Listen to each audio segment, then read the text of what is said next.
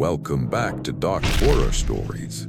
In today's episode, I'm sharing 9 deeply unsettling stories from people who found themselves snowed in at remote cabins, isolated, cut off from the world, and completely at the mercy of whatever was out there in the dark. These are the stories they came back to tell. Some of them barely made it. Make sure you hit that like and subscribe button and let me know where you're watching from in the comments. Now, let's get into it. Story 1. The Blackwood family cabin sat at the end of a gravel road that nobody had properly maintained since about 1987. My Uncle Terence used to joke that the road only existed because the mountain tolerated it, and that someday the mountain would change its mind. I thought that was the funniest thing when I was 8. I didn't think it was funny anymore when I was 29. And driving up it alone in February with a busted heater and a sleeping bag rated to 20 degrees. I'd inherited the place after Terence passed. Not because I was his favorite, I think that was probably his dog, honestly, but because I was the only one in the family willing to deal with it. The place had been sitting empty for 3 years. I figured I'd spend a long weekend clearing it out, maybe list it with a property manager, and get on with my life. I packed my truck with cleaning supplies, a few boxes of garbage bags, a case of cheap beer I'd been meaning to finish, and exactly 0 common sense. The drive up took longer than I remembered. The trees on either side grew so close to the road that in a few spots the branches interlocked overhead, and driving through felt like passing through a tunnel. I had a podcast playing, some cooking thing I think, something completely ordinary, and I remember noticing it felt strange to hear that kind of normal human conversation in that kind of landscape. Like the two things didn't belong in the same space. The cabin itself looked fine from the outside. A little weathered maybe. The porch had a soft spot in one board. I made a mental note and then forgot it almost immediately. Inside, it smelled like old wood and that particular kind of dusty cold that only happens in places that haven't been heated in a long time. I got the stove going, set up my sleeping bag on the pull-out couch because the bedroom felt too far from the only heat source, and opened a beer. It was maybe 4 in the afternoon. Outside the window, it was already starting to look like dusk. I spent the first evening going through Terence's stuff. He'd kept everything. Old fishing catalogs, a broken AM radio, a coffee mug that said "World's Okayest Nephew" that I was pretty sure had been a gag gift from me when I was 12. I found a jar of pennies, a drawer full of dead batteries, 3 decks of cards. I ate canned soup for dinner. It started snowing around 7, soft and steady, and I actually thought this is kind of nice. That was a Tuesday or maybe Wednesday, I'm still not totally sure. The first thing I noticed, and I almost didn't notice it at all, was that the snow around the cabin was disturbed in a way that didn't quite make sense. I'd gone out Thursday morning to bring in more firewood from the stack on the side porch, and in the snow near the tree line, maybe 30 feet out, there were marks. Long, parallel lines, like something had been dragged. They started at the trees and stopped about 10 feet into the clearing. No footprints, no drag trail back into the woods, just these lines ending in the open air. I told myself a deer had bedded down, or maybe the snow had slid off a branch in an odd way. I carried my firewood inside and didn't think about it for several hours. That night I couldn't sleep. This isn't unusual for me. I'm a bad sleeper at home, let alone in an unfamiliar place. I was lying on the pullout listening to the wind, which had picked up significantly, and at some point around 2 in the morning I became aware that there was a different sound underneath it. Not wind, not the cabin settling, something slower, more deliberate. A low, rhythmic scraping against the outside of the wall, right behind the couch where I was lying. Slow pause, I lay very still. I told myself it was a branch. There was a spruce tree on that side of the cabin, and I could absolutely see how a branch might rub against the siding in the wind. That was reasonable. that was the explanation. I repeated it to myself a few times, and eventually the sound stopped and I fell asleep. I found the scratches the next morning, not on the outside of the cabin. On the inside of the window above the couch, 3 long lines gouged through the frost on the glass, running from the bottom of the pane upward, like fingers dragged up from below. The frost everywhere else on the glass was intact, undisturbed. Only those 3 lines, and they started right at the windowsill height. I want to be honest about what I felt. I didn't scream. I didn't start packing immediately. I stood there for a long time just staring at them, trying to figure out if I'd done it in my sleep, if I'd rolled over in the night and reached up and scratched the glass without knowing it. My nails are short. The lines were deep enough that I could feel the ridges with my fingertip. I didn't have an explanation that I fully believed, but I held onto the sleep scratching theory like it was the edge of something. That evening, I made sure every latch was latched. I was halfway through a book I'd brought, some thriller that suddenly felt very inappropriate, and I'd propped a chair under the front door handle, which I told myself was habit rather than fear. The snow had stopped during the day, but the temperature had dropped significantly, and the cabin made small creaking noises that I was learning to categorize. Okay, I know that one. That's the east wall expanding. That one's the roof. That one I didn't know. It came from the crawl space under the cabin. A single heavy sound like something large had shifted its weight. Then silence.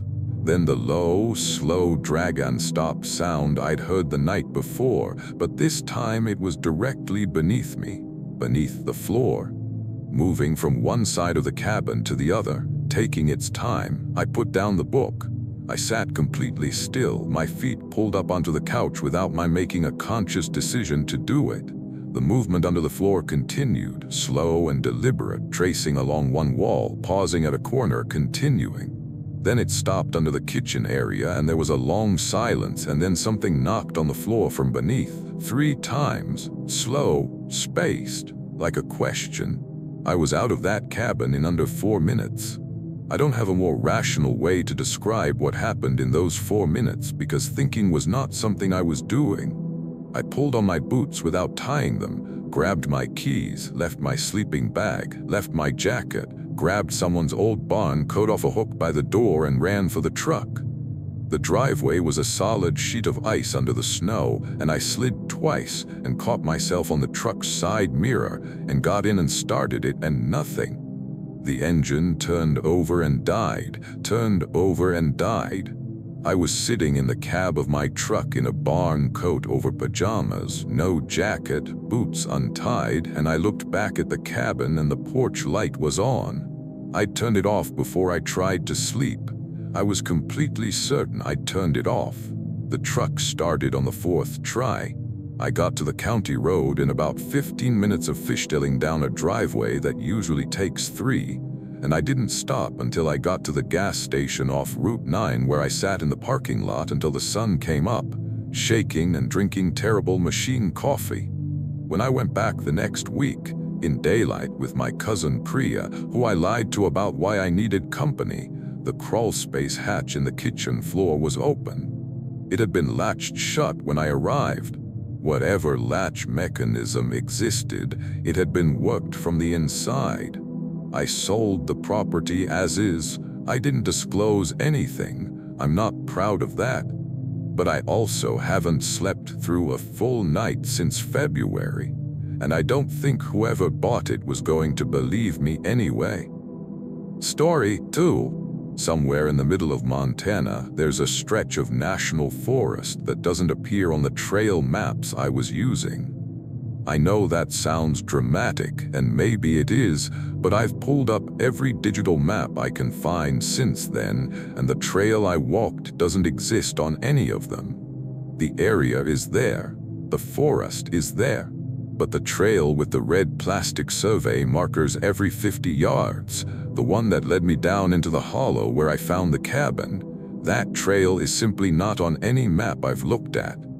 I was 31 that winter. I'd done solo winter camping plenty of times, the Boundary Waters, parts of the UP, one miserable week in the Adirondacks that I still count as a personal achievement. I knew what I was doing.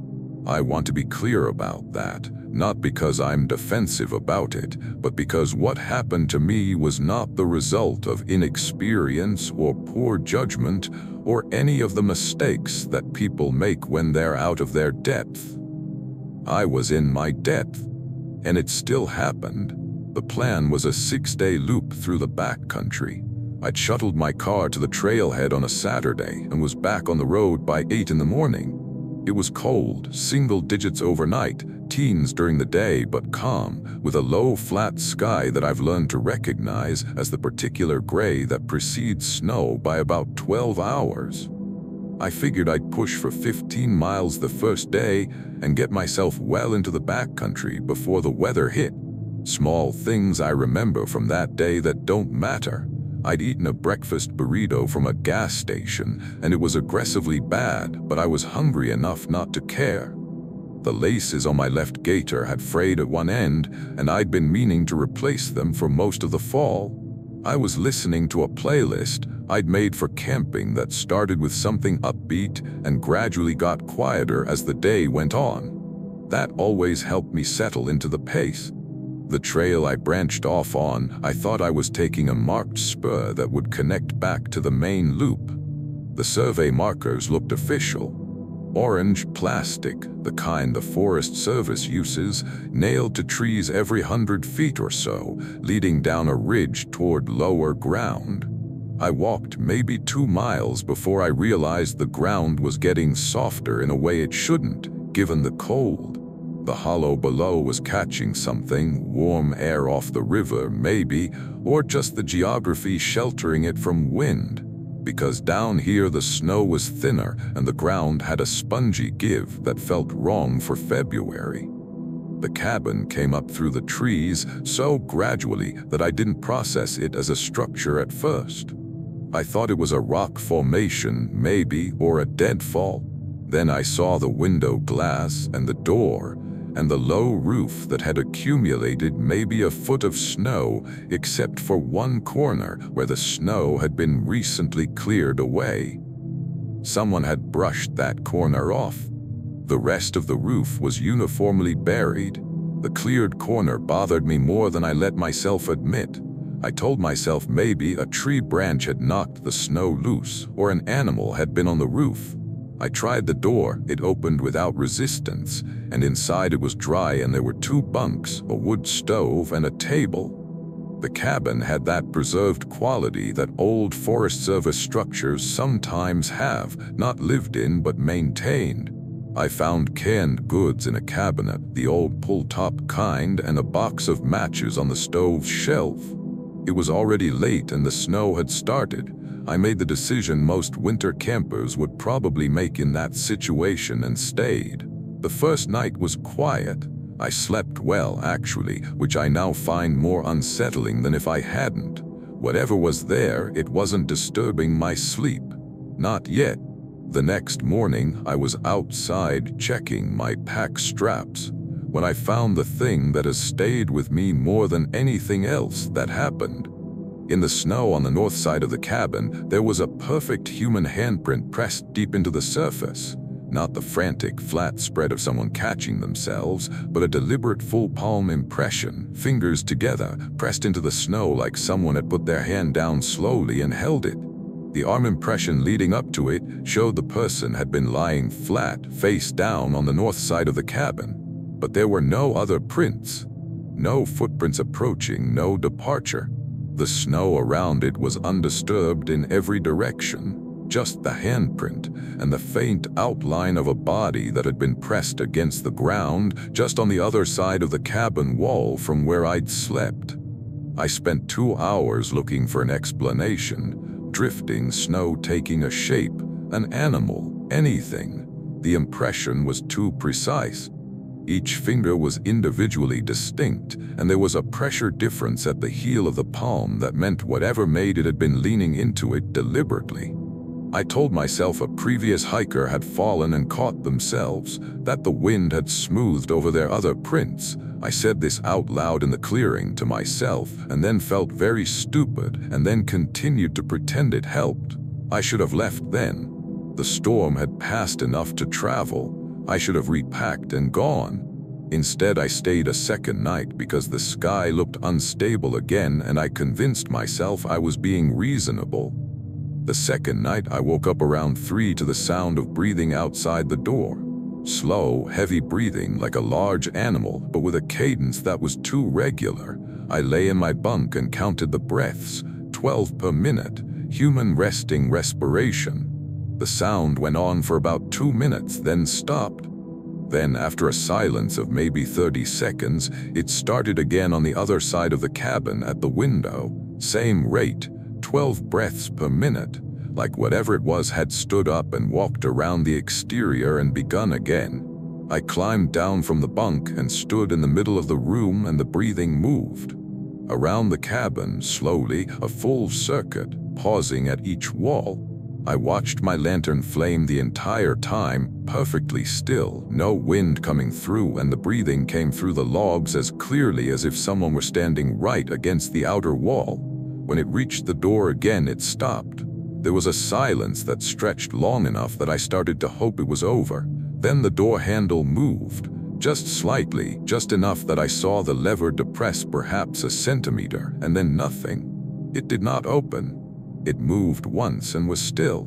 I was out of the cabin at first light, moving fast and not looking back, and I did not find the trail I'd come in on. I found a different way out, following a frozen stream bed north until it met a forest road, and I walked 6 miles on that road until a logging truck stopped, and the driver, a heavy-set man named Owen who asked no questions I wasn't ready to answer, drove me to a town with a gas station where I called for a shuttle back to my car. I have the handprint photograph on my phone. I've shown it to 3 people. 2 of them suggested a previous hiker. One of them looked at it for a long time without saying anything. She and I don't talk about it. But sometimes when we're together, I'll catch her with a look on her face like she's about to bring it up, and then she doesn't. Story 3. I should start by saying that my sister Renata is the outdoorsy one in the family, not me. She's the one with the gear and the knowledge and the calm that I've spent 34 years failing to imitate. I went to the cabin that January strictly because she asked me to, and strictly because her exact words were, "Corrine, if you don't come, I'm going to tell Mom about the Thanksgiving wine incident." Which, fair, so I went. The cabin belonged to Renata's colleague, a woman named Bex who'd inherited it from an aunt and was happy to let people use it during the off-season. It was in northern Minnesota, maybe 2 hours from the Canadian border, at the end of a long private road that was, quote, usually passable in a 4-wheel drive. Renata had a 4Runner. I had a Honda Civic and the good sense to ride with her. We arrived on a Friday afternoon in mid-January. The place was charming in a cold, honest way, rough pine walls, a stone fireplace, a kitchen that was functional but not generous. There were snowshoes hung on the wall that we didn't use. There was a bookshelf full of paperbacks from the early 90s, which I spent an embarrassing amount of time going through. There was a jar of locally made jam in the cabinet that I can only describe as suspiciously good, and which we ate with crackers on the first night, while Renata drank wine, and I drank the herbal tea I'd packed specifically, because I knew there wouldn't be coffee worth drinking. The second day we snowshoed the property, I take it back, we used the snowshoes briefly unsuccessfully, and walked along the edge of the tree line on the north side, which opened onto a long, shallow valley that the snow had turned into something almost abstract, just forms and shadows. Renata pointed out deer tracks, rabbit tracks, a set she thought might be fox. The afternoon was clear and cold, the good kind of winter cold where the air feels like it's doing something for you rather than to you. What I remember from that afternoon, Renata's jacket was this burnt orange color that looked very bright against the snow. I was wearing 2 pairs of wool socks and still had cold feet. At one point, a woodpecker started up somewhere in the tree line, and the sound carried across the valley in this clean, sharp way. We saw the other cabin from the ridge. Or cabin isn't quite right, the remains of one. Foundation stones still upright, a partial wall, the ghost of a floor plan visible under the snow. Renata knew about it. Apparently Bex had mentioned it, an old homestead from the 30s that had burned. "Don't go in there," Renata said, which was not a sentence that made me want to go in there, so I didn't argue. But I looked at it from the ridge for a while. There was something in the ruins, a dark mass in the far corner that my brain kept trying to resolve into a deer or a piece of old equipment and couldn't quite. I asked Renata what it was. She looked. "I don't know," she said. "Snow drift, maybe." We went back to the cabin and I didn't think about the ruins until that night. It's difficult to describe what happened that night in a way that conveys how gradually it arrived. It wasn't a single moment of terror. It was an accumulation. It started with a smell, something mineral and organic at once, like turned earth, and something else, something I kept trying to identify and couldn't. It came and went for maybe an hour before I mentioned it to Renata, and she smelled it too and frowned and said it might be the fireplace flue if the fire was burning down. Then there were the sounds. Not threatening, initially movement on the porch, the soft kind of shuffling that could easily be an animal investigating. We'd been cooking and the food smells had probably traveled. Renata turned on the exterior light and we looked out the window and saw nothing on the porch and nothing in the visible area of the yard, just the snow bright under the light and the dark tree line beyond. "Raccoon," Renata said, "or maybe a deer." I was willing to believe that. I went back to my book. What I was not willing to believe after another hour was that a raccoon or a deer could move without leaving prints in fresh snow. Because when I looked out the window again, I was looking for reasons to stay awake. Honestly, I've always been like that. The area just outside the porch, which had been unmarked before, now showed a pattern I had to press my face to the cold glass to fully process. A trail of marks, yes, but not paw prints and not hooves. Bare feet. Long, narrow bare feet with toes that dug in with unusual depth and a stride that was roughly human but longer than any person I'd want to meet. The trail led from the tree line to the foot of the porch steps and then up the steps. I counted later 3 steps, each with a clear impression, and then across the porch and stopped. Stopped at the door. I told Renata. She looked. She made a sound that was not quite any word. She stood very still with her hands at her sides. Then she said, "Let's make sure everything is locked," in a voice that sounded carefully measured, and she checked the front door, the back door, both windows in the sleeping area and the small high window in the bathroom. I stood in the middle of the main room and tried very hard not to look at the front door and failed repeatedly. An hour later, maybe a little less, something started on the roof. Not a slow, heavy tread like in other things I've read or heard. This was fast. Back and forth, quick, light steps covering the full length of the roof in a few seconds, like something pacing at speed.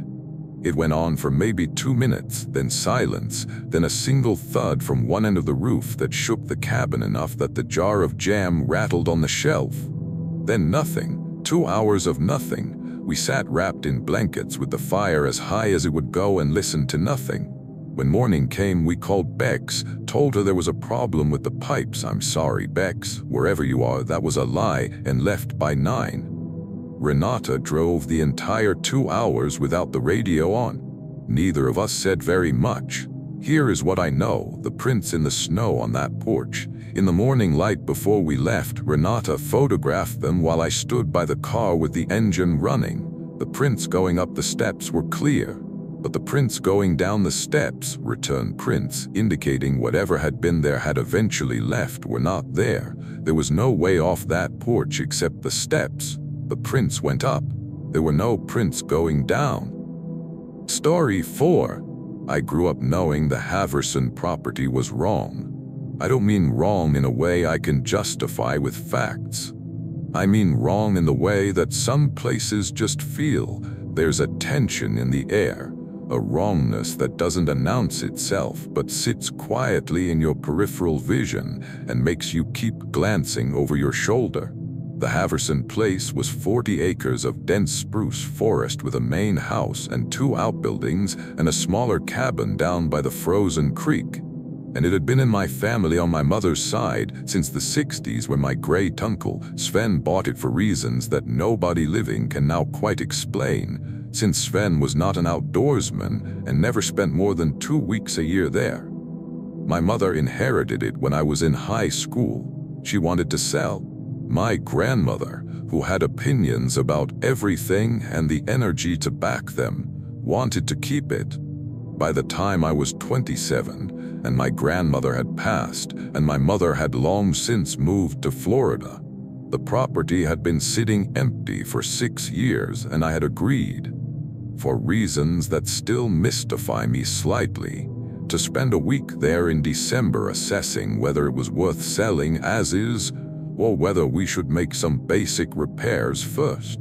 I brought my dog, a hound mix named Peregrine, who is generally excellent company, and a week's worth of food, and my laptop with more downloaded movies than I could watch in a month, and I drove up to northern Wisconsin in my brother's truck. Mine was in the shop on a gray Tuesday in early December with light snow already in the forecast. The main house had heat, barely but enough, and I set up in the main room with a space heater and a folding table, and Peregrine, who spent the first day sniffing every corner of every room in the methodical way dogs do, cataloging information I'd never have access to. Day 1 was fine. Day 2 was fine. I went through the outbuildings, made notes, found an old chest freezer that still worked, which felt like an odd discovery. Day 3, I walked down to the creek cabin. This was the smaller structure, probably built as a hunting cabin in the 40s, maybe 30 feet from the bank of the creek. It was unlocked. Inside it had a single bunk, a potbelly stove, and almost no other contents except for a shelf of old tools, and on the table, a set of antlers arranged in a specific pattern that I can only describe as deliberate, not decorative. The tines pointed inward, toward a center point on the table, and between them, carefully placed, were smooth stones of roughly equal size. The arrangement had the quality of something that had been set up slowly, with attention. I told myself some hunter had done it, passed the time, in some idle way. I stood in that cabin for a few minutes with Peregrine, who had gone very still beside me, which I noticed, and then I left and went back up the hill. That night, Peregrine woke me up at around 2 in the morning. Not barking, he's a barker by nature. This is a dog who announces his opinions freely, but making no sound at all, which was more alarming. He was standing at the foot of the bed with his hackles fully raised and every muscle rigid, pointing toward the bedroom window. I got up and looked. The window faced the direction of the creek cabin, and in the dark I could see the shape of the cabin against the snow, and I could see that there was light in the window. The potbelly stove in the creek cabin had no fire in it when I'd visited. I'd verified this. The light was amber and warm and moved slightly like a fire, and it lit the small window from inside.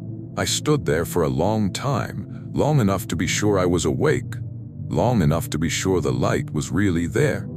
Peregrine did not move and did not make a sound.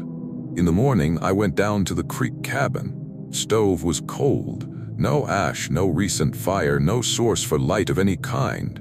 The stones on the table had been moved. The arrangement was different, not scattered, not disturbed, but different, reconfigured as deliberately as the original pattern had been, in a shape I didn't recognize, but which I photographed and have looked at many times since without reaching a conclusion. That night I boarded up the creek cabin window with a plank from the wood pile and drove in 6 nails because I could not find a hammer and used a rock. I slept with a hunting rifle that had been in the closet since my uncle's time, loaded, propped against the nightstand. I told myself I was being foolish.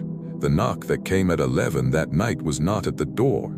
It was at the bedroom window. One knock, deliberate and calm, like someone making a reasonable request.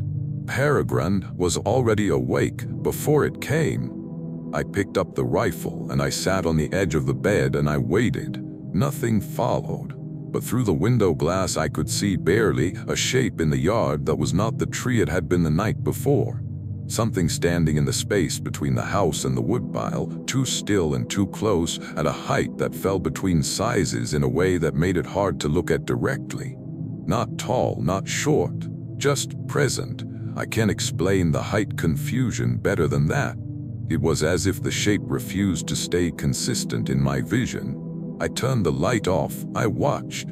After a long time, I have no idea how long, the shape was gone. I sat until light came. I left that morning. The property has been empty since. My mother calls occasionally to ask if I've thought more about selling it. I tell her I have and that I think we should, and I keep not doing the paperwork. I don't fully understand why. Story 5. The job was described to me as simple. Close up the research station, do a full inventory, make sure nothing was left running. 5 days, flat fee, transportation covered. The station was a biological field research outpost operated by a university I'm not going to name, situated about 12 miles by snowmobile from the nearest road accessible in winter. I'd done similar work before, caretaking, site assessment, that kind of thing, and December in the Upper Peninsula felt manageable. I wasn't wrong about that, technically. I managed, but not in the way I expected. My name is Deo, I'm 36, and I want to be clear that I have no history of psychological issues. I don't drink heavily, I don't use drugs, and I've spent a significant portion of my working life in remote locations. I say this not defensively, but because I've had to say it enough times now that it comes out automatically. The station was 3 connected modules: sleeping and common area, equipment room, and a small laboratory, elevated on pilings above the snow. The approach by snowmobile across the open marshland was spectacular in a bleak, honest way. Nothing but white in every direction for the last 4 miles, the horizon completely flat. I remember thinking it looked like the world had been erased. I had provisions for 10 days in case of weather delays, a satellite phone, and a very thorough checklist from the university that made me feel taken care of. I found the station in good order. I found my bunk, ate dinner from my pack, and slept heavily that first night. I was tired from the travel, and the cold does something to you, uses calories just maintaining temperature, and I sleep well in cold places. I was genuinely in a good mood. Day 2, I started the inventory in earnest. The equipment room was full of sensor arrays, battery packs, coils of wire in labeled bundles, boxes of sample containers. I cataloged everything methodically, playing music through my headphones, and it was fine. The lab had a microscope and some specimen jars and a series of notes in a binder that I read with the mild interest of someone who didn't fully understand the field but appreciated thoroughness. The notes stopped abruptly 4 months earlier. Not at the end of the field season. The dates indicated the team had left in early November as planned, but the final entries had a quality of increasing brevity that I noticed and moved past. The last full note read, "Sensor array northeast shows anomalous movement patterns overnight, attributing to large ungulate, possibly moose. Will note if behavior continues." The next day's note was 3 words, "Still there, moose." And the last note was a date with no text at all, just the date and a dash.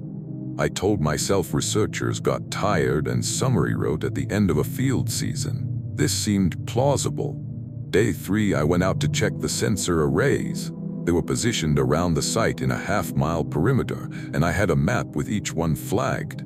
I snowshoed out to them one by one to verify they were properly powered down. The northeast array, the one mentioned in the notes, was the last one I got to, and when I reached it, I found that the sensor housing had been opened. Not damaged, there was no breakage, but opened the way you open it deliberately with the proper tool.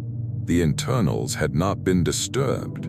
It had been opened and closed by someone or something that knew how. There are no moose that can do that. I was still coming up with alternative explanations when, walking back toward the station, I saw the tracks. Coming from the north, running across the open marsh on a line toward the station. Tracks in the snow that I first took for human, bipedal, clear impressions, familiar stride, until I got close enough to see the actual prints and understood they were not human at all. Too long in the toe. No heel. The print was made by something walking on what should have been the front half of a human foot, the ball and toes, but with the weight distribution of something much, much heavier than any person. The stride length was close to 5 feet. I went inside and I stayed inside for the rest of that day. Evening, around 6, with the dark total outside and the wind picking up, I was eating dinner at the small table in the common area when the lights went out. Full station power generator run, and I heard the generator cut. I had a headlamp immediately, that's pure habit, and I sat in the sudden quiet with my headlamp on and the beam barely reaching the walls and listened to the generator not running. I put on my jacket and went to the equipment room because there was an emergency restart procedure and I knew it. I'd read it twice. The generator housing was at the back of the room, a large box with a clear access panel, and through the access panel I could see the problem. The main fuel line had been unplugged from the tank. Not cut, not damaged. Unplugged the way you unplug it if you're doing maintenance, or if you deliberately want the generator to stop. I plugged it back in. The generator started. I did not sleep that night. I sat in the common area with every light in the station on and the satellite phone in my hand, and I called the university emergency line and got a voicemail and left a message that I tried to make sound calm and which I suspect did not. At 4 in the morning, something walked onto the deck. The station was elevated 6 feet off the ground and accessed by a single stairs with a gate. The footsteps on the deck were deliberate and unhurried, moving from the stairs to the common area window where they stopped. I was inside looking out, and my headlamp and the overhead light made the window a mirror. I could not see out, but I could hear close breathing, slow, the particular sound of something pressing against glass. I turned off every light. In the darkness, the window became transparent again, and I saw at the edge of the deck, too far to the right to have been standing at the window when I heard the glass sounds, a shape. Not fully visible, not fully described by the dim ambient light. What I saw was shoulders. The shape of shoulders, wrong in their width, and below them nothing resolved into detail, and above them a neck that rose and rose, and then either the head was too dark to see or there was simply no head above the neck. And I sat in the dark on the far side of the room and did not move and told myself I was not seeing what I was seeing. At first light, it was gone. I left before 6. I submitted my inventory report, incomplete, and I have not responded to the follow-up emails from the university. I don't know what I would say. I don't know what it was. I know that when I got back to my car and checked the snowmobile, the satellite phone I'd left in the storage box while I went out to the arrays was not where I'd left it. It was in the front seat of my car, which I had locked. The phone was on the passenger seat, and the lock on the driver's side door was pressed down in the locked position, and I'd been the only one with keys. I think about that more than anything else. More than the sounds, more than the shape at the window. Whatever was out there knew what a phone was. Story 6. This is harder to tell because it involves my daughter, and my daughter is fine. I want to say that first. She was 7. She's 14 now and remembers it differently than I do, the way children remember things in single images rather than sequences. She remembers the drawing, I remember everything else. We de-rented a cabin in Vermont for a week in early February. My husband Theo and I, and our daughter Mara and Theo's brother Elliot, who is aggressively single and agreed to come because we promised him good skiing, which we delivered. The cabin was a proper vacation rental, well appointed, nothing remote about it, 10 minutes from a resort. I say this because I want to be clear that I didn't put my family in danger through recklessness. This was a family vacation. It was a normal family vacation for 4 days. The 5th day it snowed heavily enough that the resort closed, and the roads were questionable, and Theo and Elliot decided to stay in and cook an elaborate meal that would involve 3 dishes and 4 hours and a lot of wine, which was their business. Mara and I read books in the afternoon, and then she switched to drawing at the kitchen table, which she was serious about in the way 7-year-olds sometimes are, with tremendous concentration and almost no interest in showing you the result. I noticed she'd been drawing the same subject for a while. I noticed without paying much attention. I was reading. She was quiet and occupied, and that's the dream, honestly, at that age. At some point she said, "Mama, what's that thing outside?" I looked up, looked at the window above the kitchen sink. Dark outside by then, maybe 6 o'clock, and the porch light lit the deck area and a few feet of snow beyond it. "I don't see anything, love." "It was there," she said. Matter of fact, not scared in the way kids say things. "By the trees, it keeps looking in." I went to the window, stood there for a minute. Snow falling steadily, the tree line maybe 50 feet from the cabin, nothing visible. "Probably a deer," I said. "It's tall," she said. I pulled on boots and a coat and went outside with my phone's flashlight. I walked to the tree line, nothing there. Tracks in the snow, but I couldn't read them well enough to determine an animal. I came back in and told Theo, more as an anecdote than an alarm, and Elliot made a joke about abominable snowmen, and we ate dinner and it was fine. After dinner, Mara showed me her drawings. There were 6 pages, all the same subject, each one she'd drawn multiple times, a shape she'd rendered with the crude precision of a child who knows what she's seen and is working carefully to get it down. It was tall, it was thin. In some drawings it was near trees, in others it was closer. The last drawing, the most recent, it filled most of the page, and it was at a window, our window. She'd drawn the cabin window frame around it. The arms were wrong. Even in a child's drawing, the arms were wrong. They went to the ground. She'd drawn them carefully with the deliberateness of accuracy. And the face, if it was a face, was not detailed because there was apparently no detail to render. "How long was it out there?" I asked her, as calmly as I could. She thought about it. "The whole afternoon," she said. "It moves really slow." I had been sitting 6 feet from that window for 2.5 hours. That night I could not explain to Theo, without sounding irrational, why we needed to leave first thing in the morning. I could not adequately convey what a 7-year-old's drawings did to me.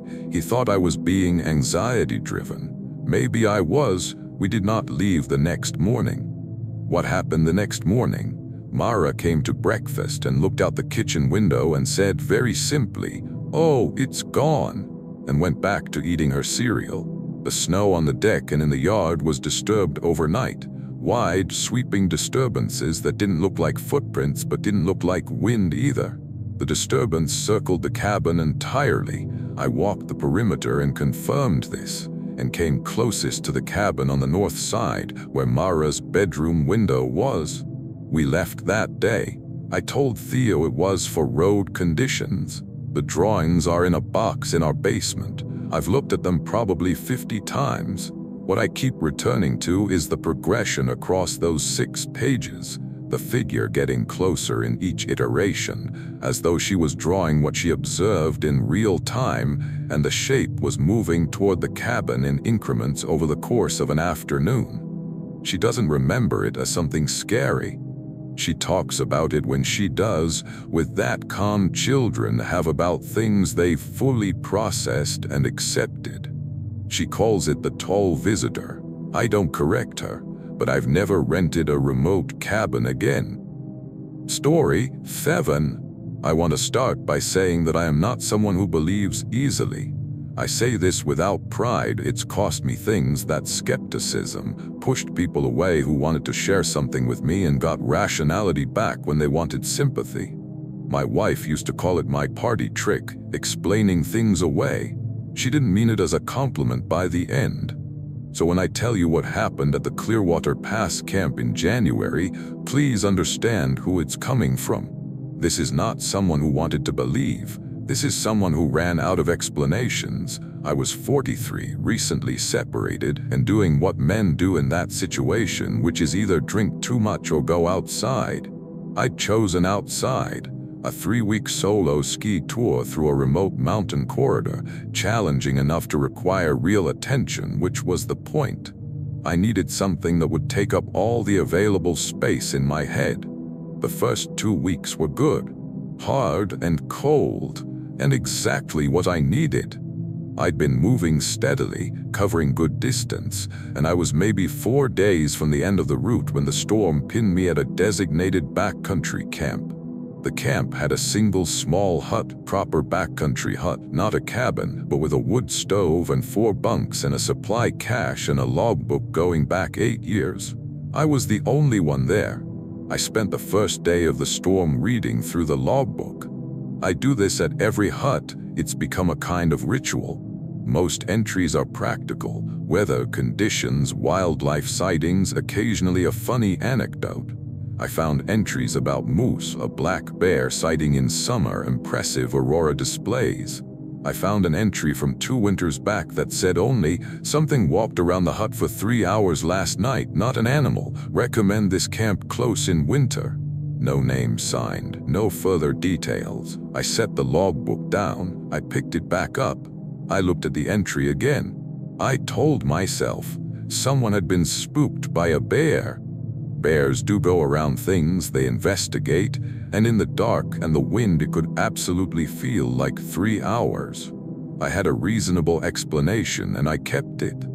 The second day of the storm I mostly slept. Late afternoon, I had the hut very warm from the stove, and I was drowsy in my bunk, reading a novel I'd been working through for a week when I became aware that the hut was completely, abnormally silent. Not the good quiet of snow falling and no wind. I mean the kind of silence that has a quality to it, that seems to absorb sound rather than just lack it. My page turning sounded too loud. My own breathing seemed to fill the room. I sat up, listened. From the north wall of the hut, thin wood, single layer, I could feel the cold radiating through it from my bunk. A tapping started. Not wind, not wood settling. Something was tapping on the exterior wall. Slow and deliberate. 1 tap, pause, 1 tap. The way you'd knock on a door if you weren't sure anyone was home. It started at the corner near the supply cache and moved down the wall, tap by tap, even spacing toward the window, and stopped at the window. I could see the window from my bunk.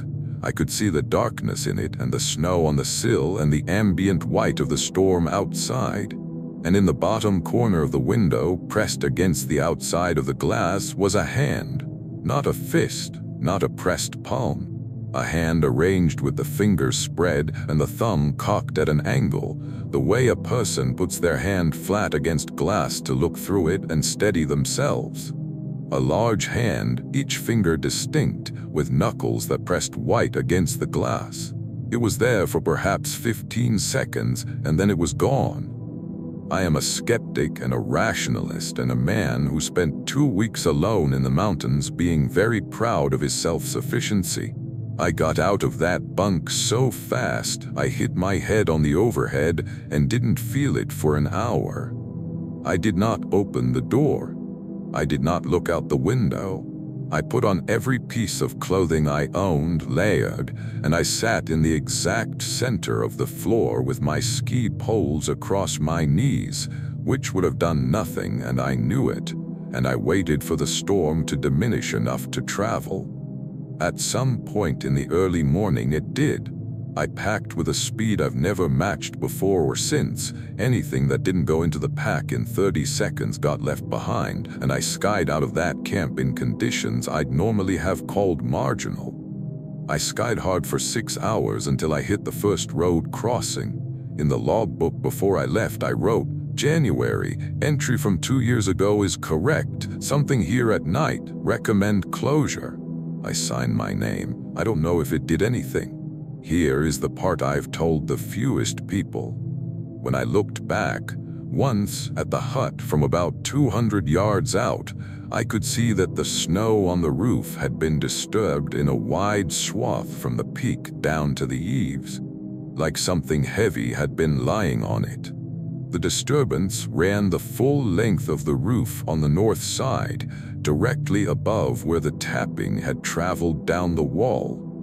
Whatever had pressed that hand against my window had come from above. Story 8. I inherited the ability to make bad decisions from my father, and my father got it from his father. And so it turns out some things really do run in families. I tell you this because the decision to spend New Year's Eve alone in a hunting cabin in the Ozarks was a completely voluntary one, made by a person who knew better, and I need to own that. I was 28. I'd been in a long relationship that had ended the previous March, and I'd spent 9 months being steadfastly fine about it, and then in late November it stopped being fine. I needed to be somewhere that wasn't my apartment and wasn't any place I associated with the previous life. And I had this cabin key on my key ring, my friend Marcus's family land, and Marcus had told me repeatedly that I was welcome any time. He didn't specify that he meant any time other than a holiday week in a bad storm. I chose to interpret his invitation generously. The cabin was in southern Missouri on a ridge above a hollow, maybe 6 miles down a dirt road that got narrow enough at the end that I had to fold in my mirrors. I got there late on December 30th. The place was properly equipped: generator, propane stove, a porch with a long view down into the hollow that in other circumstances would have been spectacular. I unloaded my car, got the generator running, made tea I didn't drink, and went to bed early. New Year's Eve. I will say that spending it alone in a cabin with no signal while snow moved in was its own kind of peaceful for about 6 hours. I read, I ate well, I watched the snow accumulate on the porch rail. I was fine. I was being fine. I'd practiced. The hollow below was filling with cloud by early evening, the kind of ground fog that forms in low places in winter and looks like white water. By dark it had come up the ridge far enough that I could only see about 40 feet from the porch. The generator was running, the cabin was warm, and the white fog moving through the trees gave the whole scene a quality I can only describe as both beautiful and extremely wrong. I heard the crying around 10. It came from down in the hollow below the fog line, and it was a child. It sounded like a child. Not screaming in distress, but crying in that sustained, helpless way exhausted children cry when they've been cold and afraid for a long time. Up the ridge through the fog, slow and clear. I stood on the porch, and I am not ashamed to say my first instinct was to go down. You hear a child crying in the dark, your body wants to go. I had a flashlight and my boots on within 30 seconds before some other part of me said, "Wait." The crying didn't move. It maintained a consistent direction and a consistent volume and a consistent pitch. A real child crying in a hollow at night and being answered would move, would respond to the light I was shining down into the fog, would change in some way to acknowledge that someone was there. This did not change. I went inside and I stood in the main room, and I could still hear it through the walls. Steady and unchanging, 30 or 40 feet below me, down in the white fog. I told myself it was an animal. Foxes make extraordinary sounds, I knew this, and I held that explanation for maybe 20 minutes before the crying shifted. The crying became, clearly and unmistakably, my name. I can't explain what it felt like to hear my name in my sister Valentina's voice, coming from the hollow below the fog at 10:30 on New Year's Eve. Valentina, who was in Phoenix with her family, who I texted that morning, who has a voice I have known my entire life and would know in my sleep. It was her voice. It was saying my name the way she says it, the specific cadence with the slightly drawn second syllable, and it was coming from below the fog in a hollow in the Ozarks where she absolutely was not. I sat down on the floor. I put my back against the wall farthest from the direction of the sound. I turned off every light in the cabin so that nothing could see the windows lit from inside and know where I was, and I sat in complete dark with a hunting knife that had been on the wall Marcus's, a reminder of what the cabin was for, and I waited. The voice called for perhaps another 20 minutes. Then it stopped. Then, after a silence that stretched long and deliberate, a different voice started. My father's voice. He's been dead for 6 years. That lasted maybe 5 minutes. Then silence again, then nothing. Only the wind picking up and the generator running and the sound of my own breathing, which was extremely audible to me in the quiet cabin. I stayed through the night. I did not sleep. I left the following morning as soon as it was properly light.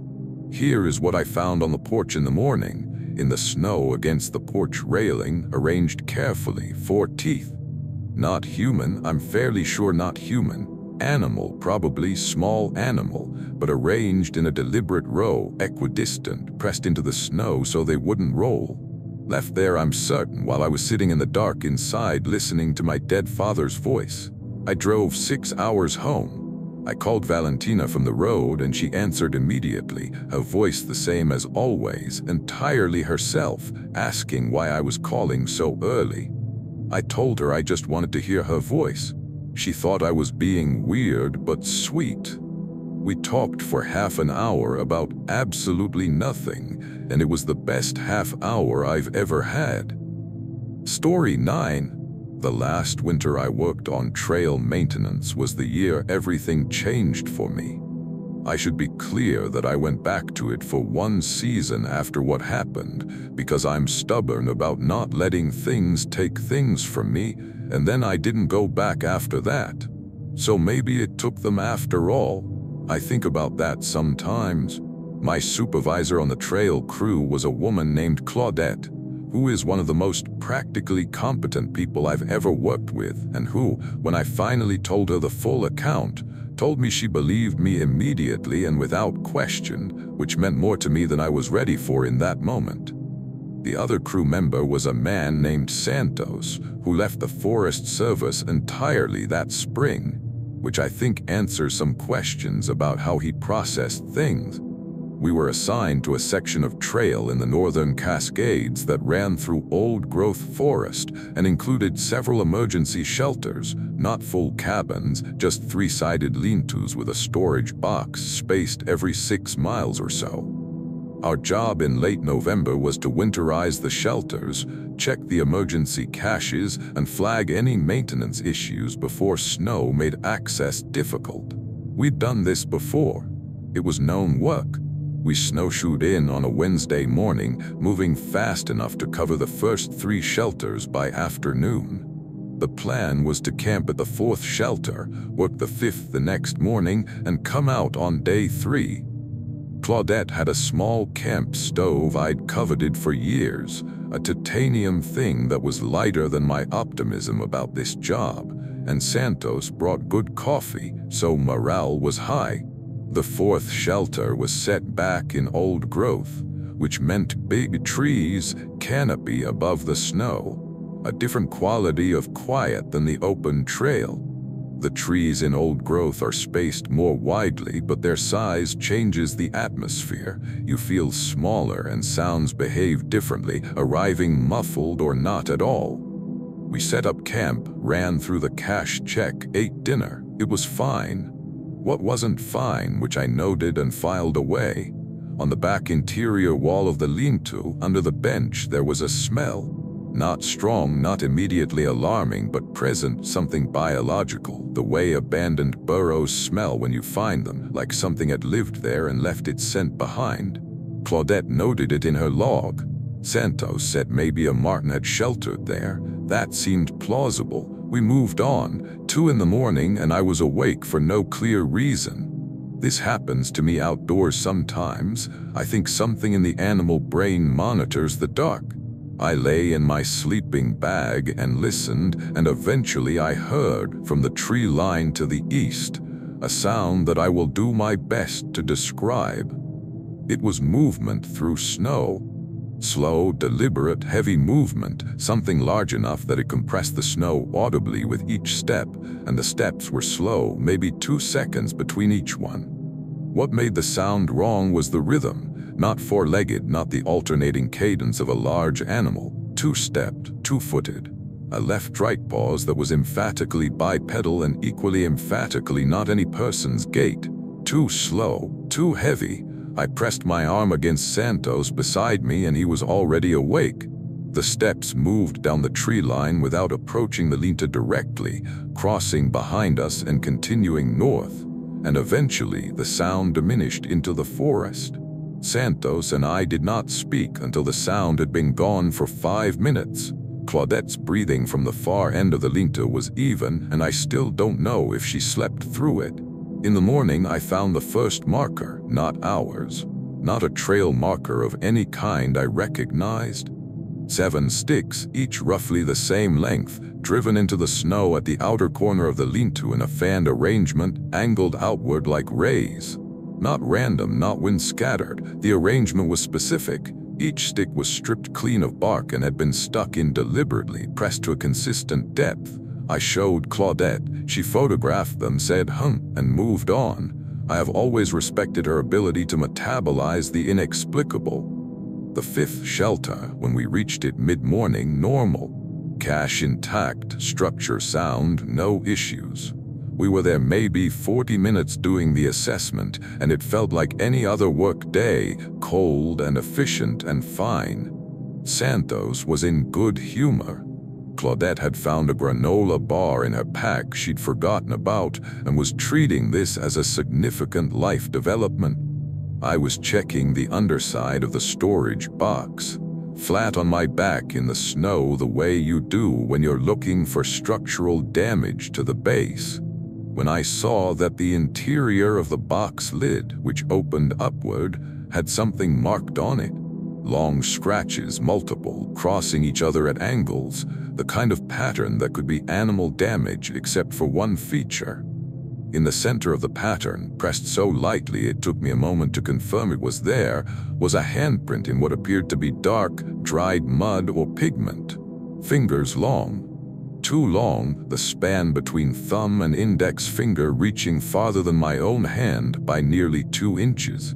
It had been placed there with care, high above the scratches, as if whoever made it had pressed it there last. I was still looking at it when Santos said my name in a sharp way, and I came out from under the box and stood up. There was something at the tree line. We were all looking at it. Standing still about 80 yards out among the trees, but not obscured enough to be uncertain about. It stood at a height I processed as normal human height, roughly, except that I was having the same trouble Claudette, I found out later, was having. The height kept feeling wrong, not dramatically wrong, just slightly, uncorrectably wrong, like the scale kept slipping. It did not move. We stood for what felt like a long time. Santos told me afterward it was probably 30 seconds, and it stood. Then it turned, or the trees shifted, or something about the line of sight changed, and it was gone. I could not tell you exactly how it left. I looked directly at it, and then it wasn't there. We packed out that afternoon rather than camping a second night. We reported what we found, the markers, the handprint, the sighting, in our official maintenance report. I know what happened to the official maintenance report because Claudette told me. The markers were categorized as possible indigenous landmarkers, the handprint was filed as unknown, and the sighting was listed as probable wildlife. She didn't agree with any of those categorizations. I know that because she told me that too, privately, about a week later. She also told me she'd gone back the following June with Santos and their equipment. The lean-to at Site 4 had been fully dismantled. Not fallen apart, the structural lumber was stacked neatly, the roofing boards in a pile, the storage box open and emptied. 12 miles into backcountry, every piece stacked, not scattered. I stay on the coast now. I work on trail systems that don't go past the 3rd ridgeline. I tell myself the mountains are fine, they're fine, I'm just older and I like the coast. Most days I almost believe it. Thanks so much for watching Dark Horror Stories. If these accounts kept you up a little later than you planned, hit that like button and subscribe. We're putting out new episodes every week, and the stories keep getting darker. Drop a comment letting me know which one got under your skin the most, and share this with someone who thinks they don't scare easily. Until next time, lock your doors and pay attention to what's standing at your tree line.